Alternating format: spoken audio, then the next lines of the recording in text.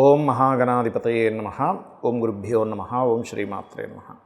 మనం ఈరోజు double transit అనేది ఆ విషయం మీద తెలుసుకుందాం. అయితే ఈ డబుల్ ట్రాన్సిట్ అంటే ఏమిటి? టూ మేజర్ ప్లానెట్స్ ఏవైతే ఉంటాయో గురువు శని, ఈ గురు శనులు ఏదైనా ఒక భావం మీద కంప్లీట్గా దృష్టి పెట్టినప్పుడు ఆ యొక్క విషయం మనకు ఫలకృతం అవుతుంది. అది మేజర్ ఇష్యూస్ ముఖ్యంగా అంటే మనకి లైఫ్లో ఎటువంటి మేజర్స్ ఉంటాయి అంటే వివాహం కావచ్చు, సంతానం కావచ్చు, లేదంటే ఒక గృహం కట్టుకోవడం కావచ్చు, ఒక స్థలం కొనుక్కోవడం కావచ్చు, ఏదైనా ఒక ఇబ్బంది నుంచి బయటపడడం కానివ్వండి, మనం ఎప్పటి నుంచో ఎదురు చూస్తున్నటువంటి ఒక మంచి విషయం కానివ్వండి. అయితే ఏ లగ్నం వారికి ఏ ఏ సంబంధించినటువంటి విషయాలు ఫ్రూట్ఫుల్ అవుతాయి అనేటువంటి విషయం ఇప్పుడు మనం తెలుసుకుందాం. అయితే ఈ విషయాలు చెప్తుంది నేనైనప్పటికీ కూడా చెప్పేసి సాక్షాత్ లలిత అమ్మవారిగా భావిస్తూ ఒక్కొక్క లగ్నం నుంచి మనం తెలుసుకుందాం. వృశ్చిక లగ్నము, వృశ్చిక రాశి మీకు ధన అభివృద్ధి యోగాన్ని ఈ యొక్క డబుల్ ట్రాన్సిట్ ఇస్తుంది.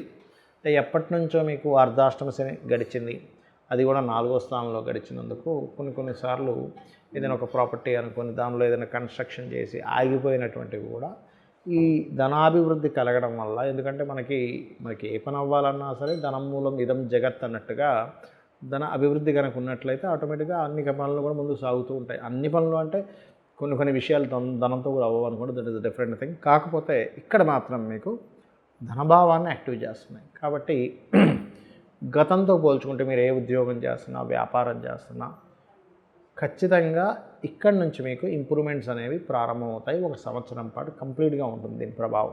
కాబట్టి ఏంటంటే మీరు ఇంప్రూవ్ ఏదైతే చేసుకుందాం అనుకుంటుంటారో ఆ యొక్క విషయంలో మీరు చేసే ప్రయత్నాలు 100% సక్సెస్ అవుతాయి. దీంతోపాటు కుటుంబ సభ్యుల యొక్క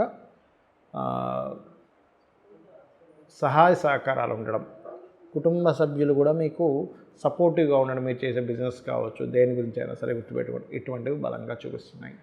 మరియు నేత్ర సంబంధించినటువంటివి ఏమైనా ఇబ్బందులు ఉన్నాయి కొంతమందికి, అంటే కళ్ళకి సంబంధించిన ఆపరేషన్ కావచ్చు, కళ్ళకి సంబంధించిన ఇబ్బందులు, అవి కూడా చాలా మటుకు క్లియర్ అయ్యేటువంటి ఛాన్సెస్ చూపిస్తుంది.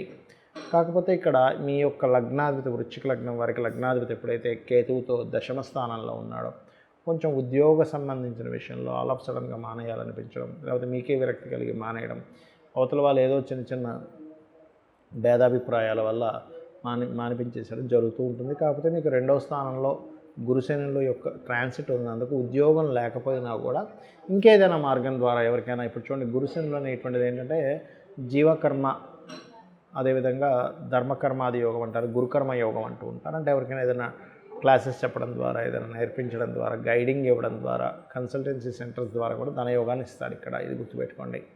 అలాగే మీకు మరింత ఫైనాన్షియల్గా బాగుండాలి, ఎక్కడా కూడా జాబ్ చేసే విషయంలో ఇబ్బంది కలగకుండా ఉండాలి అంటే కనుక మీరు చేయవలసింది ఓం మాణిక్య మకుటాకార జానుద్వై విరాజితాయే నమః అనే నామస్మరణ చేయండి. మరియు ఓం సంపత్కరి సమారూఢ సింధుర వ్రజ సేవితాయ నమః అని చేసుకుంటే అన్ని విధాలా బాగుంటుంది.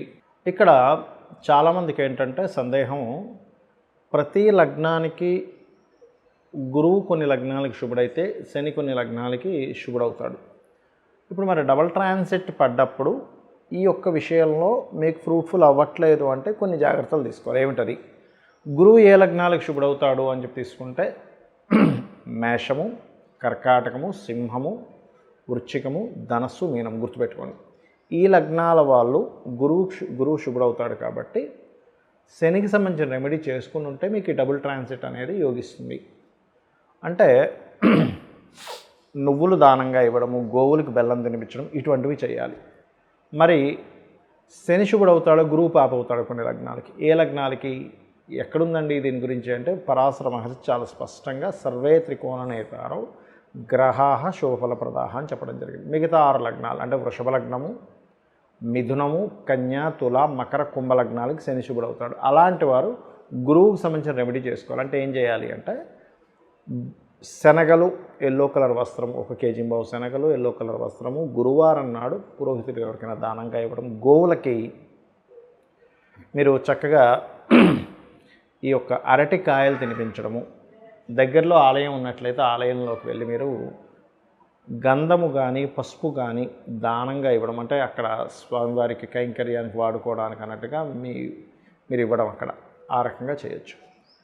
మరి వీటితో పాటు ఇంకేమైనా చేయాలా, ఇంకేమైనా జాగ్రత్తలు తీసుకోవాలా అంటే ఒక విషయం గుర్తుపెట్టుకోండి. ఇక్కడ ఎప్పుడు కూడా ఈ 2 గ్రహాల యొక్క ప్రభావం ఏదైతే ఉందో కర్మ జీవ అంటే మీ యొక్క కర్మని అనుభవింపజేసేటువంటి ఒక కాంబినేషన్, అంటే అది మంచి ఫలితాలు ఎక్కువగా ఇస్తుంది. గుర్తుపెట్టుకోండి, ఈ 2 గ్రహాల యొక్క దృష్టి అనేటువంటిది. ఇందులో మీకు ఏదైనా గనక జాతక చక్రంలో పర్సనల్ చార్ట్లో ఉదాహరణకి మీరు గృహాన్ని కొనుగోలు చేసేటువంటి మహాదశలు అంతర్దశలు నడుస్తున్నాయి. ఉదాహరణకి అంటే 4వ స్థానాధిపతి మహాదశలు నడుస్తున్నాయి.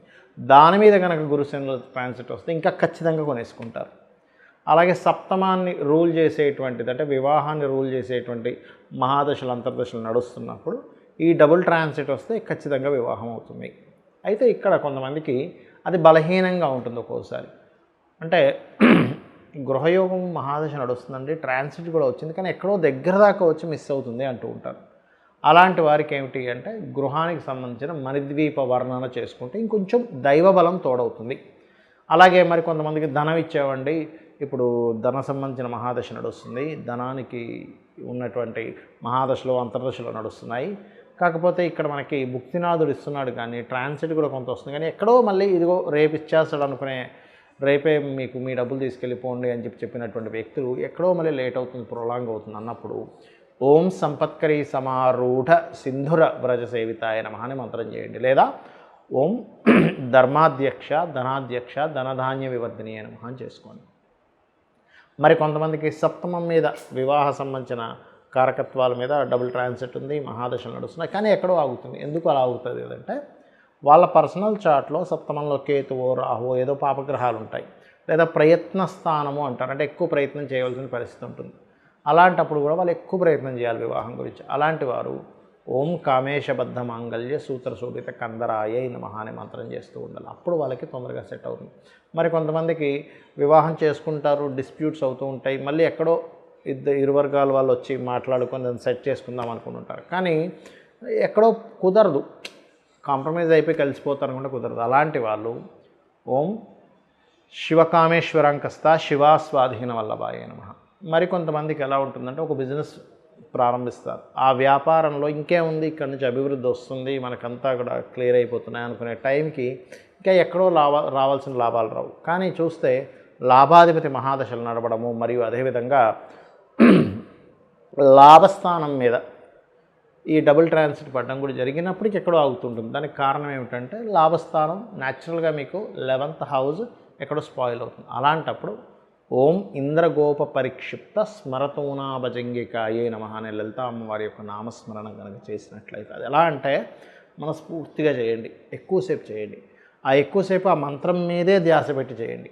ఖచ్చితంగా మీ యొక్క పూర్వజన్మ కర్మల వల్లే మనం ఇది అనుభవిస్తూ ఉంటాం. అందరూ కూడా ఈ భూమి మీద పుట్టిన ప్రతి ప్రాణి కూడా, నేను కానీ మీరు కానీ ఎవరైనా కానీ పూర్వ జన్మల్లో చేసిన మంచి కర్మలు, తెలుసో తెలియకో చేసినటువంటి కొన్ని బ్యాడ్ కర్మాస్ ఉంటాయి. దానివల్లే మనిషి మంచి అనుభవించడం కానీ, ఒక హోదాలోకి వెళ్ళడం కానీ, ఒక మంచి ఉద్యోగం రావడం కానీ ఇవన్నీ జరుగుతుంటాయి. ఒక ఇబ్బంది పడడం కూడా దానివల్ల జరుగుతుంది. అయితే పాపకర్మను దగ్ధం చేసేటువంటి శక్తి అమ్మవారి నామాలకి, అదేవిధంగా సూర్య నమస్కారాలకి, ఏదైనా ఆలయానికి వెళ్ళి అక్కడ ఏదైనా మీరు చేసే సేవ వల్ల తొలగుతుంది అని శాస్త్రాలు చెప్తున్నాయి. కాబట్టి ఈ మంత్రం సంబంధించినవి చేయండి. అదేవిధంగా మరి కొంతమందికి అప్పులు తీరాలండి, 5th హౌస్ మీద శుభగ్రహ సంబంధాలు వచ్చాయన్నారు. 5th హౌస్ అంటే అప్పుకు నెగేటింగ్ హౌస్ అంటారు కదా, మరి అలాగా అనుకునేటువంటి వారు ఓం అపర్ణాయే నమః. ఇలా మనం 1000 నామాలకి 1000 విషయాల గురించి మనం ఆల్రెడీ యూట్యూబ్లో చెప్పుకున్నాము, మీరు అందులోంచి కూడా కావాలంటే తీసుకోవచ్చు. అయితే ఇక్కడ ఏ నామాన్నైనా మీరు ఉదయం పూట కానీ సాయంత్రం పూట కానీ చేయండి. అలా అని మీరు చాలామందికి సందేహం ఉంది, ఏమంటే స్త్రీలు చేసేటప్పుడు 3 రోజులు గ్యాప్ వస్తుంది కదా, అప్పుడు పరిస్థితి ఏమిటంది? ఏమీ భయపడాల్సిన పని లేదు. అదేవిధంగా మరి కొంతమందికి సందేహాలు ఉన్నాయి, ఏంటంటే మా ఇంట్లో ఎవరో చనిపోయారు, 11 days అయిపోయింది కానీ 1 year వరకు చేయకూడదు అంటున్నారు. అలాంటివి ఏమీ లేదు, 11 days తర్వాత నుంచి మీరు చేసుకోవచ్చు, ఇంట్లో పూజ ఎవ్రీథింగ్. కాబట్టి చేయండి. ఖచ్చితంగా మీకు అమ్మవారి అనుగ్రహంతో మీకు అన్ని శుభాలు కలగాలని మనస్ఫూర్తి కోరుకుంటూ శ్రీమాత్రే నమః.